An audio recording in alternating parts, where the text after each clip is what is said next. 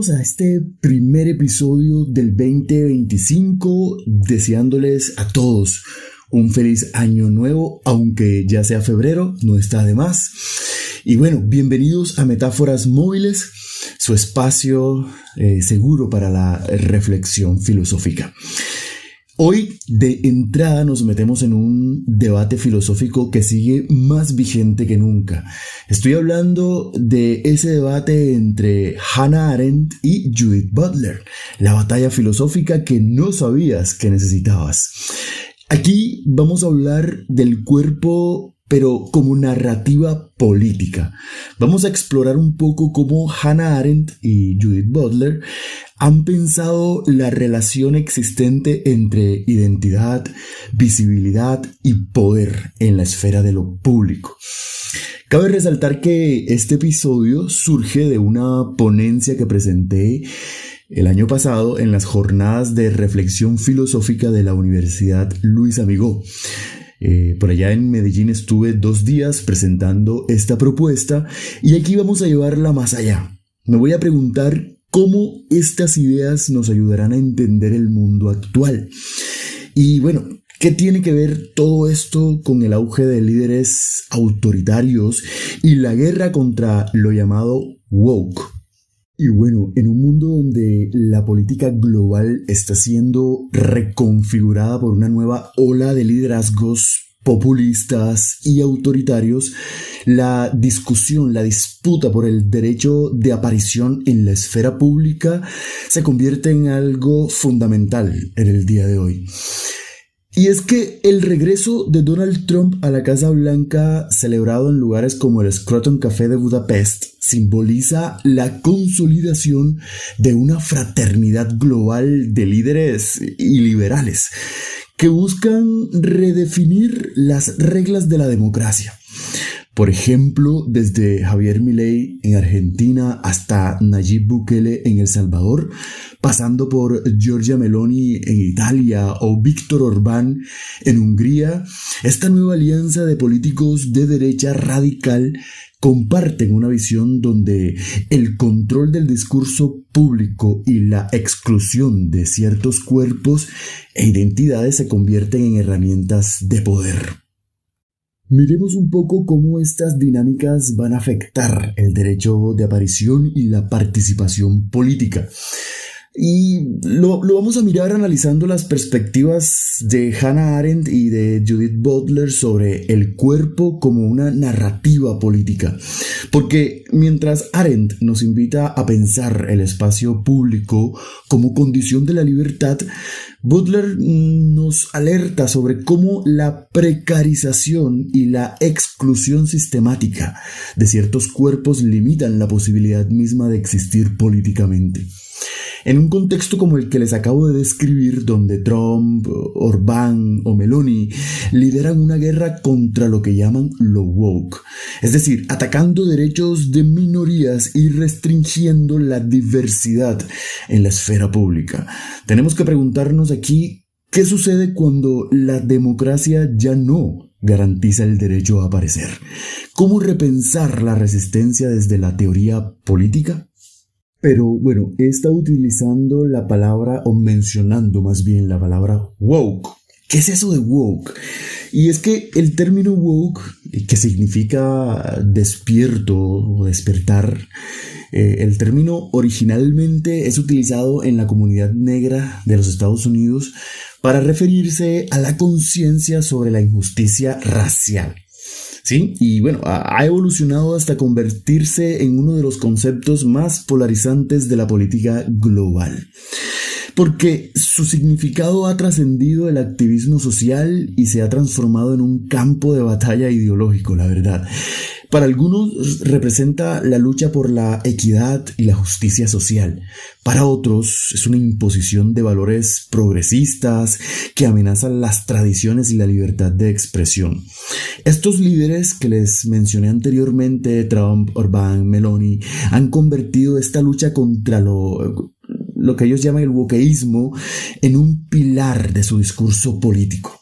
Y lo asocian con lo que consideran una cultura de censura y corrección política extrema. Por ejemplo, desde la motosierra de Milei hasta las políticas anti-inmigración de Meloni, Orbán y del mismo Trump, la reacción contra ese wokeísmo se ha convertido en un fenómeno transnacional que redefine los límites del debate público y la democracia en este siglo XXI.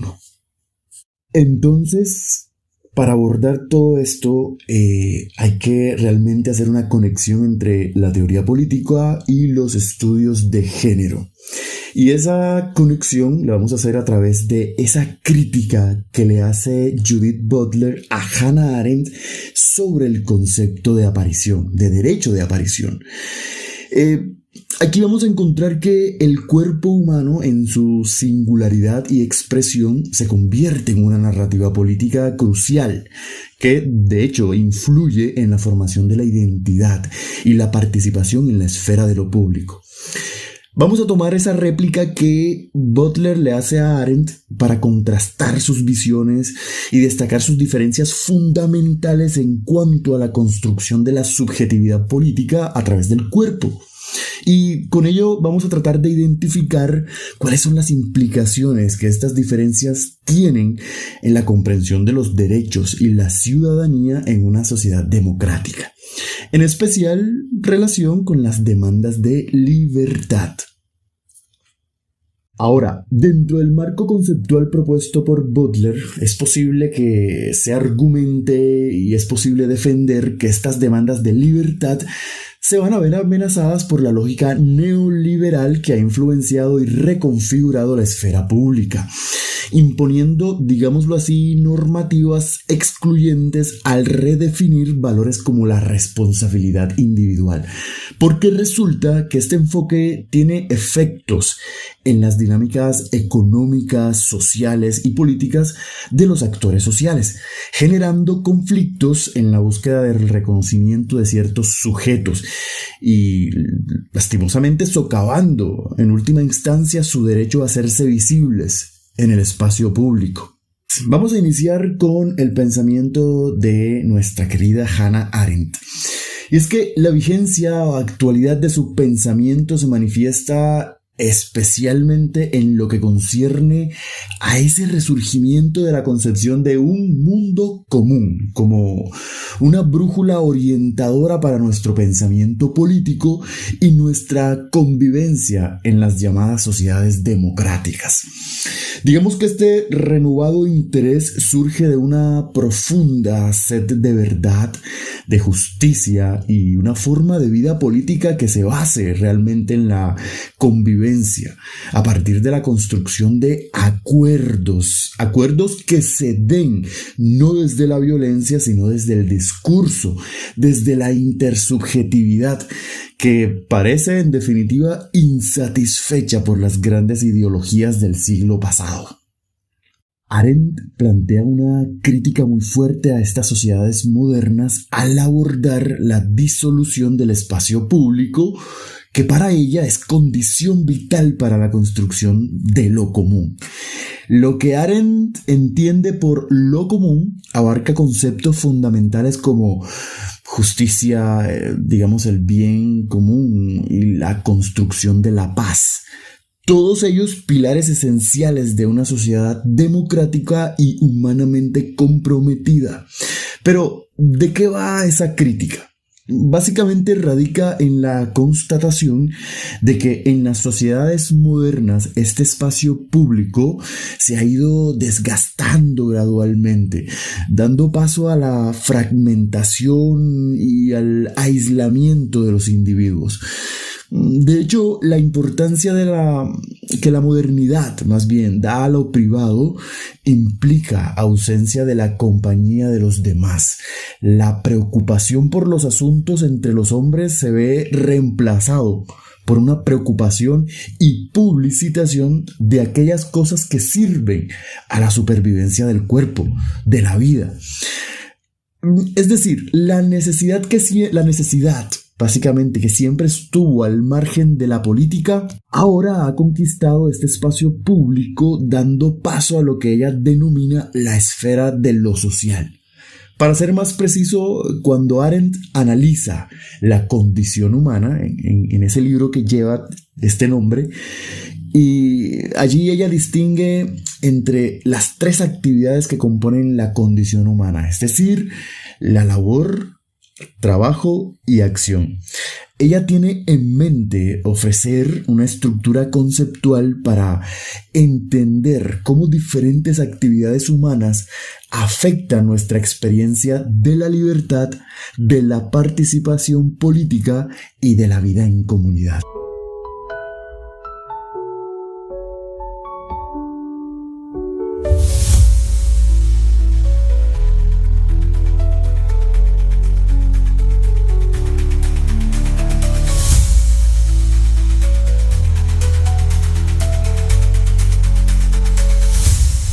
Vamos a abrir aquí un paréntesis para explicar lo que Hannah Arendt entiende por cada una de las actividades de la condición humana. Entonces, fíjense en algo.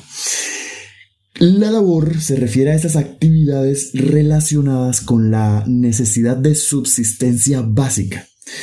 Es decir, las labores domésticas. Aquí Arendt ve la labor como algo necesario, pero que tiende a ser repetitivo y no siempre genera una contribución visible a la esfera pública. Entonces, claro, es fundamental para la supervivencia individual y familiar. Hasta ahí. Luego viene el trabajo, que en contraste con la labor, el trabajo para Arendt implica la creación de objetos duraderos y, la transformación del mundo a través de la actividad humana consciente. Aquí incluye actividades como la fabricación de herramientas, la construcción de edificios y la producción de bienes materiales. El trabajo es una forma de expresión y una manera de manifestar nuestra capacidad creativa y productiva en el mundo. Pero viene la acción. Para Arendt, la acción es la actividad más elevada y distintivamente humana. Con ella se refiere a esas interacciones públicas y políticas entre individuos que buscan influir y cambiar el curso de los asuntos comunes. De hecho, la acción implica la expresión de la identidad y la libertad humana, donde los individuos revelan quiénes son a través de sus palabras y acciones en el espacio público. Digamos que es a través de la acción que se establecen relaciones significativas y se construye el mundo político. Teniendo esto claro, podemos decir que lo que Hannah Arendt quiere mostrar es que la presencia, por ejemplo, de la labor en la esfera pública ha reducido el espacio de la acción política y, obviamente, de la libertad. Primero, porque lleva a una despolitización de la esfera pública, cuando la labor, es decir, las actividades relacionadas con la supervivencia y la satisfacción de necesidades biológicas, se convierte en la preocupación central de la esfera pública, pues se pierde el espacio para la deliberación política y la acción colectiva. Entonces, en una sociedad donde lo económico y lo biológico dominan el debate público, los ciudadanos quedan atrapados en preocupaciones individuales y materiales en lugar de participar activamente en la vida política. Por otro lado, ella considera que en las sociedades modernas, especialmente en la era industrial y capitalista, los ciudadanos han sido reducidos a meros productores y consumidores, es decir, se han convertido en animal laborans. La política se convierte en una extensión de la administración económica y, la participación pública se restringe a la búsqueda de bienestar material en lugar de la construcción de un espacio común basado en la pluralidad y la libertad. La consecuencia directa de ello, va a mostrar Arendt, es la homogeneización y pérdida de singularidad, porque Al ser la labor, la actividad cíclica y repetitiva, centrada en la necesidad y no en la creatividad o la iniciativa, se pierde entonces la diversidad de voces y perspectivas, ya que el objetivo se convierte en la eficiencia y la estabilidad económica, más que en la expresión libre y plural de los individuos. ¿Les suena familiar? Entonces, resulta que en sociedades donde la labor domina la esfera pública, la acción entendida como el ejercicio de la libertad a través del discurso y la participación en asuntos colectivos se ve desplazada. Digamos que la política deja de ser un espacio de innovación y transformación y se convierte en una mera gestión de recursos y problemas de Arendt. El dilema que se plantea con relación a la esfera de lo social se centra básicamente en el contraste entre la acción y la conducta. Porque Arendt sostiene que en la sociedad contemporánea la acción, que es un acto caracterizado por la singularidad, la novedad y la capacidad de comenzar algo nuevo en el mundo, se va a ver erosionada y suplantada por la conducta. Digamos que este cambio tiene implicaciones profundas en la medida en que el mundo de la conducta, o más bien, en el mundo de la conducta, la singularidad y la creatividad ceden su lugar a la uniformidad y a la repetición. Es decir, que la individualidad con su potencial de generar cambios significativos en el mundo se va a encontrar cercenada. Aquí lo que prevalece son las normas, la coordinación y los números. La preocupación principal es mantener el orden, la eficiencia y la predictibilidad. Entonces, en este contexto, la acción, que para Arendt es fundamental para la política y la construcción de lo común, tiende a ser marginada o incluso invisibilizada. Y bueno, si asumimos la postura de Arendt, es posible decir que la erosión de la acción política en favor de la mera conducta, ¿dónde se manifiesta? Pues se manifiesta en el auge de estos discursos que promueven la uniformidad ideológica y el rechazo a la pluralidad. Los líderes que ya he estado mencionando, al posicionarse contra lo woke, buscan reducir el espacio público a una esfera homogénea, donde la diferencia es vista como una amenaza y no como una condición esencial de la política. Entonces, bajo esta lógica, el derecho de aparecer, entendido por Arendt como la base de la democracia, se ve restringido por una visión que va a privilegiar la obediencia a valores preestablecidos y deslegitima cualquier expresión que desafíe el statu quo. Así que la guerra contra lo woke es una manifestación contemporánea del desplazamiento de la acción por la conducta. Digamos que en lugar de permitir la emergencia de nuevas formas de subjetividad y participación, se impone un marco rígido de lo aceptable y lo excluido, donde ciertos cuerpos, discursos e identidades, son invisibilizados o señalados como peligrosos para el orden social. Es decir, que la verdadera amenaza para la democracia, siguiendo este discurso de Arendt, radica en la creciente normalización de un modelo político que reemplaza la libertad de acción por la repetición mecánica de consignas conservadoras, cerrando el espacio para la deliberación. Fundamental la revitalización del espacio público político y la necesidad de restaurar su dignidad. Este proceso de recuperación de lo público se materializaría a través de la praxis discursiva centrada en los asuntos compartidos, que implica, diría Arendt, la activa participación de la diversidad de identidades, la pluralidad humana. Sin embargo, es fundamental destacar que esta participación no se limita a la mera exposición ante los demás, sino que se enmarca en la reivindicación del derecho de aparecer, sin menoscabo, obviamente, de la propia individualidad y subjetividad. En otras palabras, se trata de la recuperación del único espacio en el que se reconoce el ámbito de la natalidad y lo contingente que va a permitir, en últimas, la posibilidad de que el hombre, en su singularidad, puede ejercer la capacidad que les propia. El sentido de la libertad trasciende la facultad de elegir y se complementa con la capacidad de iniciar algo nuevo.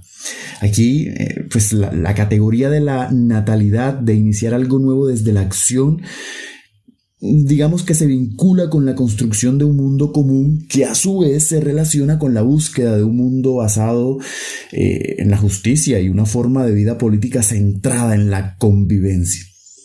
Convivencia que tiene como condición sine qua non el derecho de aparición, entendido, ojo con esto, como el reconocimiento de la diversidad de identidades en el espacio público, que esto a la vez permite a cada individuo expresarse y participar activamente en la discusión y deliberación sobre asuntos humanos.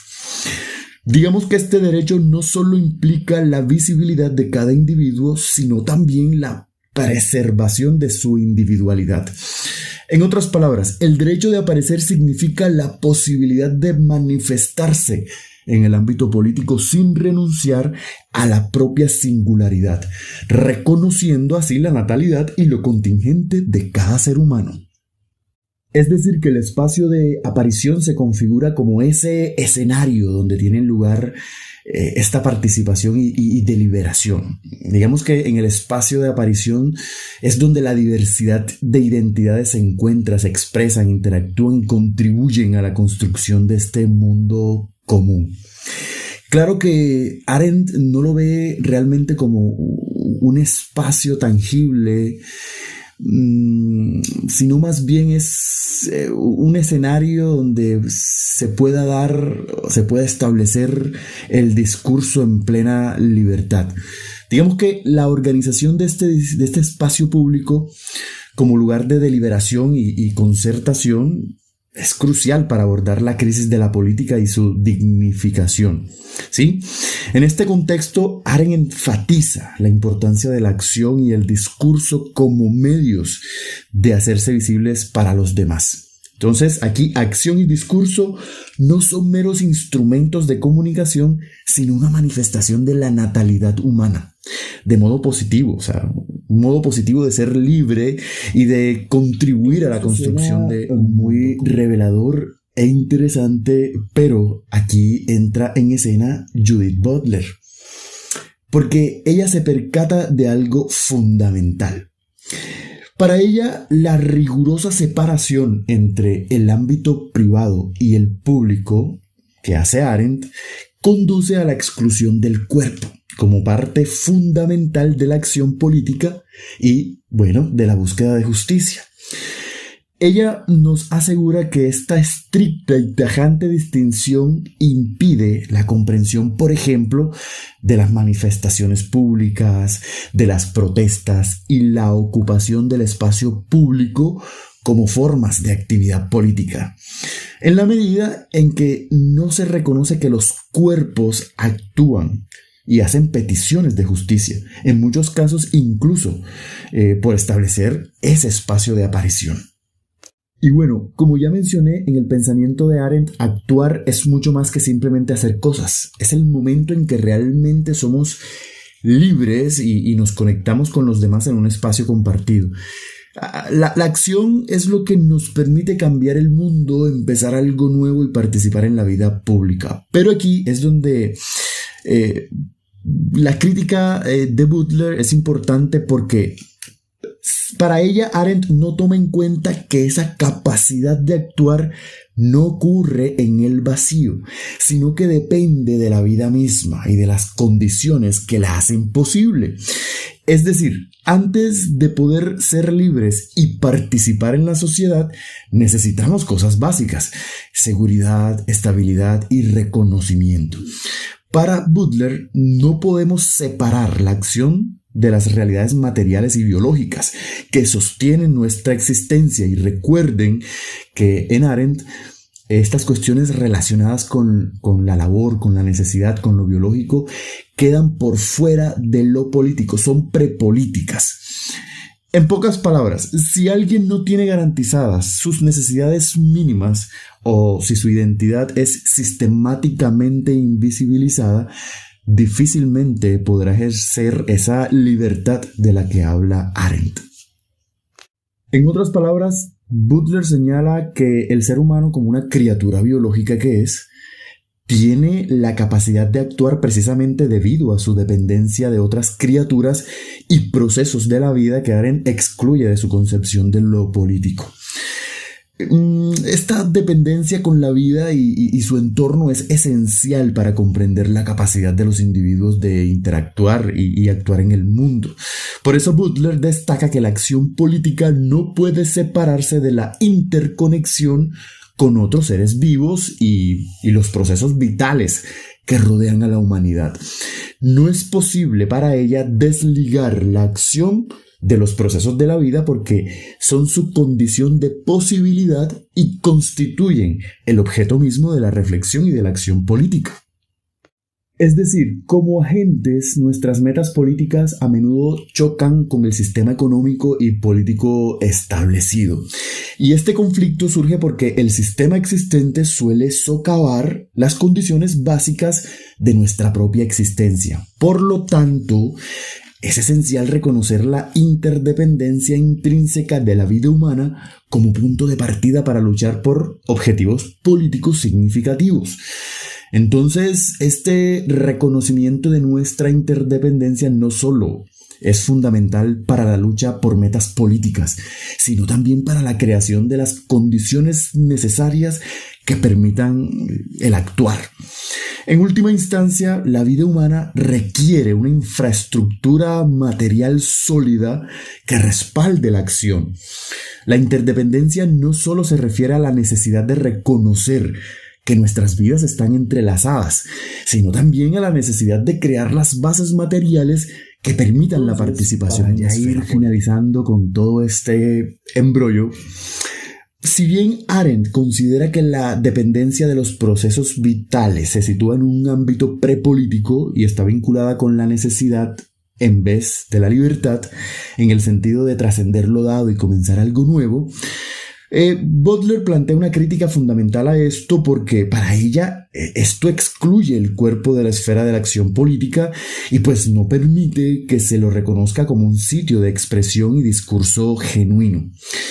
Digamos que este desacuerdo está directamente relacionado con el concepto de derecho de aparición y espacio de aparición. El problema aquí es que al observar las democracias contemporáneas, queda claro que no todos los individuos tienen garantizado el derecho de aparición, es decir, el derecho a participar plenamente en la esfera pública. No todos disfrutan de esta prerrogativa. Y es que el significado esencial de la democracia como un gobierno del pueblo, desde la perspectiva de Butler, implica cuestionarse si todos los miembros de la sociedad realmente caen dentro de esa categoría y cómo pueden ejercer su derecho de aparecer en público. Por eso es fundamental abordar la cuestión de quién tiene acceso y quién se ve excluido de la esfera de lo público. Así, quienes enfrentan obstáculos para hacer valer su voz y participar activamente en la política, pues siempre van a encontrar un problema grave en esto. La crítica de Butler destaca realmente la importancia de considerar la igualdad de oportunidades y el acceso al espacio de aparición como elementos esenciales de una democracia genuina.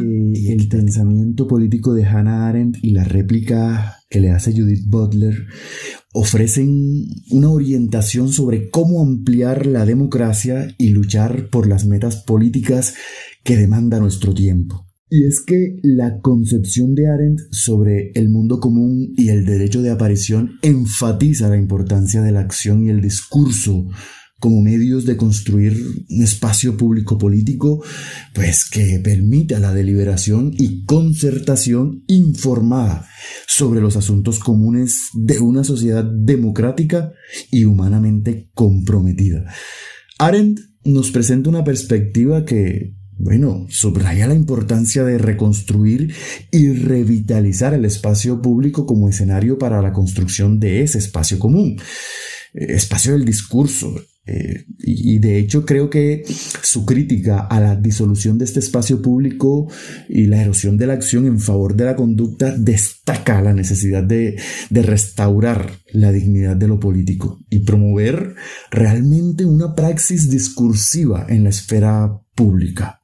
Pero la réplica de Butler también nos recuerda que, la interdependencia y la consideración de las condiciones materiales son esenciales para la lucha por objetivos políticos y para la acción política efectiva, porque la inclusión del cuerpo como parte fundamental de la acción política y la importancia de reconocer esa interconexión entre las vidas de las personas refuerzan la necesidad de considerar no solo las cuestiones abstractas de la esfera pública, sino también las realidades cotidianas que afectan a las personas.